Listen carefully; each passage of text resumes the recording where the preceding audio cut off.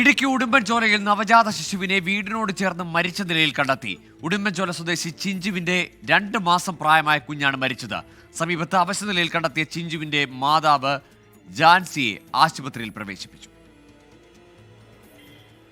ഇന്ന് പുലർച്ചെ മുതൽ ജാൻസിയെയും 2 മാസം പ്രായമുള്ള കുട്ടിയെയും കാണാതായിരുന്നു. തുടർന്ന് പോലീസും നാട്ടുകാരും നടത്തിയ തെരച്ചിലിലാണ് വീടിനോട് ചേർന്നുള്ള തോടിന്റെ കരയിൽ ഇരുവരെയും കണ്ടെത്തിയത്. ഉടൻ തന്നെ ആശുപത്രിയിൽ എത്തിച്ചെങ്കിലും കുട്ടി നേരത്തെ തന്നെ മരിച്ചിരുന്നതായി സ്ഥിരീകരിച്ചു.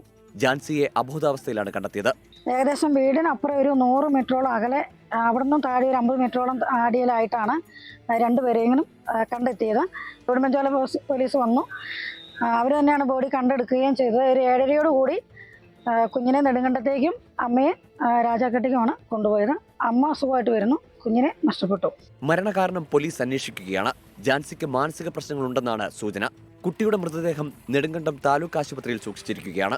പോസ്റ്റ്മോർട്ടം നടപടികൾക്ക് ശേഷം മൃതദേഹം ബന്ധുക്കൾക്ക് വിട്ടു നൽകും. 24 ഇടുക്കി.